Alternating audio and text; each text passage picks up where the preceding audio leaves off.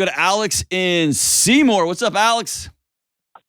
Hey, Brother John, how are you? Partying, dude. What about you? Some would call it a party. But I'm lying to you, man. I'm at work, man. I'm at work. Well, I'm not really at work. I'm running a scam here called a podcast, but it's cool. So what's up with you, man? not a whole lot. Well, actually, no, that's a lie myself. We've got a lot going on. So let me just dive into the question and see if where we can go from there. Cool. I work a normal full-time job. Okay. And I'm also trying to get our small little business off the ground. And in the process, I'm trying to figure out how to do that, give the proper attention to my wife and 2-year-old, and then give enough attention to the business so that it keeps making progress, keep hammering down on debt because we're doing that plan as well. And really just not try to leave everything behind me just in ashes. That seems like what's happening. So something's happened that precipitated this call. What is it?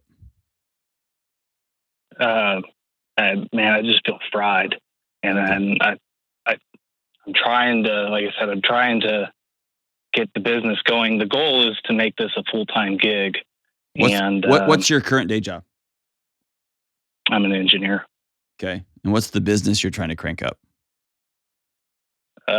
We're actually a small-scale farming that's turned into a larger-scale farming, and I find a lot of happy. Yeah, black and white, huh? Oh no, I can't imagine what a gift it is to go from being an engineer and that pressure and that all the spreadsheets and all the stuff, right? And then heading out to the farm. What kind of farming are you doing? We do produce. I think this year we did somewhere around 4 acres of produce. Okay. Hundreds of meat birds. Thousands of dozens of eggs. I think 2,200 dozen eggs is what we can do a year. Ooh. And also added honeybees. So because why not? Why not? Yeah. Well. Yeah. Why not? Are you making money on that? Or are you still dumping money into it? Actually, I am in the positive. It's not much. So I'm trying to use the day job to, get the big equipment and stuff like that, and funded that way. When I, ideally stepped into it full time, that I don't have to keep, buying equipment, and that way, hopefully the first full time year is much more profitable. Sure. So yeah, there's a few $1,000 being made, not much, but there's a lot of also investment in there as well. So if I were to somehow be able to have that, furnished to me, then it would be much more impressive. But right now it's not very impressive, which I didn't really expect. Really just, I need it. Oh, go ahead. I was going to say, here's the bottom line is you've got a lot going on, man. A lot. And I am all about, like right now, I'm writing another book. This is my busy season when I'm on the road all over the place. Last week, I was in 3 states. Okay. I got this show, co-host the Ramsey show. I've got other media it's madness. And 3 weeks ago, I sat down with my wife and we mapped out the next 3 months. They're going to be wild. Maybe the next 4 months. It's going to be madness. I canceled some family plans, sent an email out to all of my family and said, we're not hosting holidays this year. It's just not, it's going to be too maddening. So what I tell you that to tell you, man, sometimes with work and with little kids, which I got too, and being married, trying to hold that all together, there's seasons of chaos, and that's completely okay. It's when everybody knows this chaos is coming, this chaos is here, here's how we're going to navigate it, we're all on the same page, we're checking in, my wife and I check in once a week, if not twice a week, where are we? And it's got an end date to it. And it sounds like, I'm just going to be honest with you, how old are you? Just turned 30. Okay. Oh, man. Here's what you are reminding me of. Tell me if I'm off. I'm a full-time college administrator on the executive leadership team of the student affairs division, and then I have a little boy. and he turns 18 months, and I realize I don't know how to do this because every time I hold him, he cries for mom, and I don't know how to, like, I play trucks, and then I'm so bored within 38 seconds, I want to take that truck and stab it into my eyeball. And my wife has changed. I've changed. I don't know what to do, but I'm good at my job. And so I start doubling down a little bit more and a little bit more. And then I took on a full-time faculty role on top of my full-time administrative role. And then I took another part-time job out of the president's office working on a special project. And all of that in my head was this idea that I'm working towards this magic moment that I'm going to be free. And I'm going to achieve my way towards, I'm going to overachieve at work to make up for, I don't really know what the crap I'm doing in my house. Am I right or am I wrong? Yeah, I mean, a lot of that rings with me. And now, I mean, the end of the season now for us is largely just sales. The last round of birds are done. The bees are up for the winter. Mm-hmm. Obviously, produce is done. And I mean, we just kind of barely scratched. I don't even know if we've made it. I mean, it crawled across the finish line this year, just barely hanging on. And I walk through the day struggling in the day job, thinking about all the things I got, and it just feels like somebody's standing on me. Yeah. And I don't know how. I just want to just kind of like sit in my burning house and let it fall in. But hey, at least it's warm. Yeah, exactly. Like there's comfort in the chaos. I don't. Because hey, when there's comfort in the chaos, you get to avoid reality. Because when you're putting out fires or you're dodging the smoke, you actually feel like you're accomplishing something that you don't feel like when you're just sitting by your wife holding her hand, or that you're sitting down on all fours rolling a ball back and forth with a 2-year-old that going bah, bah, bah, bah, bah, and then randomly just says, "I hate you," right? At least when the house is on fire, you got something to do. The problem is the house is on fire. Yeah, and I try to bring him with me, but there's sometimes I know. Hey, you're a good dad, man. You're a good dad. It's just too much right now. It's too much. So my question for you would be, is now the time to have 22,000 million dozen eggs? Is now the time to be like, you know what else we should do? We should add bees. Let's do bees. And you know what I know? I know you've already thought about bringing goats or sheep or cows on next year. Well, if we find the property. I knew it. See? Sucker. Listen, you're going to busy yourself to death. Yeah, you talk about like diseases of despair, and I feel it's just a lonely place, and it almost feels like the heart just like, hey, that last day was so busy, you just took 3 days away from me. I mean, it just, When's the last time you took a break, man? Let me ask you a different way. How's your marriage? So yesterday was actually our anniversary. We, quote unquote, celebrated with carry out and hanging out, not really having really anything significant about it. And that was even more bothersome. So when I ask you the question, you did a great job hanging in there with me. You did a great job evading it. But when I ask you how's your marriage, the truthful answer is not well, right? Yeah. Or not what you had envisioned it would be. Yeah. Do you hate your engineering job? Oh, I hate it. Okay.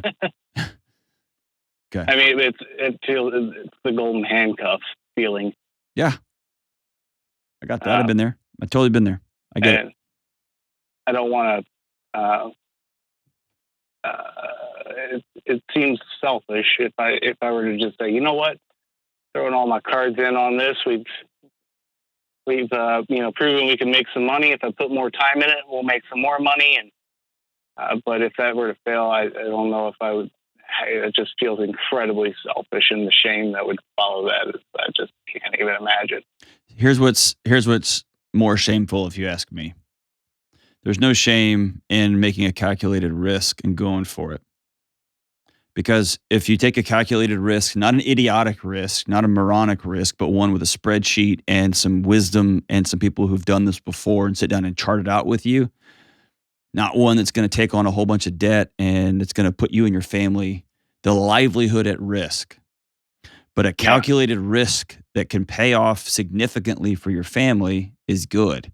And a calculated risk that could pay off that fails is extraordinarily good for your kids because they get to watch their dad got in a ring and took a swing at the biggest guy in there and he got knocked down. And then they get to see what happens when you get knocked down and you get back up. So that's not the issue. I think more shameful is living a life of quiet desperation and teaching your son this is what manhood is. I think more shameful is sacrificing your marriage to the altar of busy. Yeah. Right? Or it's a trading, dragging your... It feels like it. It does. I would rather, and this is going to sound crazy, and here's how radical I'm suggesting. I'd rather see you sell the farm tomorrow. Just put it up for sale. And spend 3 years in your engineering job with an idea that in 36 months I'm out of here. I have no debt. I've put my family in a position where we got 6 to 9 months to a year's salary so we can jump off this thing and do something different. Right now, you're spreading yourself so thin. Or I'd rather you hire somebody to run the farm for the next 24 months.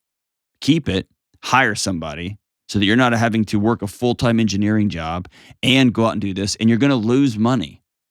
But you're building right now. Yeah. And nobody, your mind, your training, you could create a plan infinitely better than one I could draw up with my humanities psychology background. I'd be wanting to think about everything. You know how to actually chart it out on a piece of paper and say, I'm going to start here, and by this date, I'm going to have this much money. I'm going to owe this many people $0. I'm going to be ready to make a move then. And then you sit down with your wife and say, we have 24 more months. How can we carve out the greatest life worth living in those 24 months while I put extra work on top of extra work on top of extra work into this deal? Because here's what I'm wondering. I'm wondering if you hate engineering, totally fair. And you created an exit plan and you slowly started building your exit strategy and now you're halfway in it and you don't like it either. I should mention, I mean, this is year 3. Okay. So it's not like yesterday. Or no. I know. But is it possible that you're year 3 and you're like, oh gosh, this is a lot of work? Oh, I'm fully aware of the work. Good. It's, I really do truly find a lot of joy when somebody comes back after they buy, say chicken breast and throw them and say, man, those were freaking awesome. I don't know how you raise those birds, but it was fantastic, or the honey or this or that or the other. I mean, it's just an awesome high. Absolutely. And it really, I do feel like I'm really serving somebody the best way that I know how. I think my wife enjoys, that part of it as well. She certainly doesn't like to get her hands dirty as much as I do, but dude, listen. I see it in her eyes. Your whole voice changes talking about this. It's quite, yeah. I mean, your whole voice changes. So let's do this. It's almost spiritual to me. Yes. So let's do this. Let's stop screwing around with the other stuff. You can't keep stuff or the... No. With the going to engineering every day and hating it, farming all hours of the night, not being present with my wife, not learning the skills of how to be a husband to somebody who's got a kid, not learning the new skills on how to be a present father. You may not have got that from your old man, or you may have got a great old man, but just times have changed and you got to learn some new skills. Right now, you're trying to do all of these things at the same time and it's not going to work. So either come up with a scorched earth plan financially in your home. We are going to not spend a single penny beyond what it takes to survive for the next 6 months because I got to get out of this engineering job. And I'm going to go full tilt into this farming deal if we can afford it, if we can make it. And if we do the math and we realize we can't make it, we'd have to have another billion eggs or another whatever. Then we're going to figure something else out. And by the way, the other night, me and Ben Hill and several others played in a rock band. It was so incredible, so fun. There was 2,000 people out there screaming, yelling, going bananas. It was a spiritual moment for me. If you ask my 18-year-old self, it's what I was put on earth to do, to be in a metal band. And I also had to come to terms with it doesn't pay my bills. And it breaks my heart and it makes me sad because I would love to do that. As much as I love this job, I would love to be a full-time rock and roller. It's not going to happen. I'm not that good. And so instead of trying to do it for a living, I do it in pockets and I do it regularly and I do it by myself sometimes and I do it with a group sometimes. And if there's a big show, I'll throw my name in the ring. But I've turned it into a hobby instead of a way of being, right? But if nothing else you hear, this may not be the season for you fill in the blank. You're going to have to take a break from something because this can't continue. I can hear it in your voice. Last thing is you need to go talk to a grown man ahead of you, a couple of men who are wise, who are 10 years ahead of you in the farming game, 5 years ahead of you in the engineering game, who have had kids who are 10 years old and 8 years old, who are ahead of you. Because right now it feels like you're drowning, and you're probably not drowning like you think you are, but it feels like it because all the feelings are new. That's why community is so important. Get some men in your life who've got some wisdom, who are a little bit ahead of you down the road. Okay? Hang on the line. I'm going to send you a copy of Own Your Past, Change Your Future too. And I want you to read it and think about this other stuff because you and I could talk for a long time. I know it. I want you to get to the bottom of the life you've accepted and be about building something new.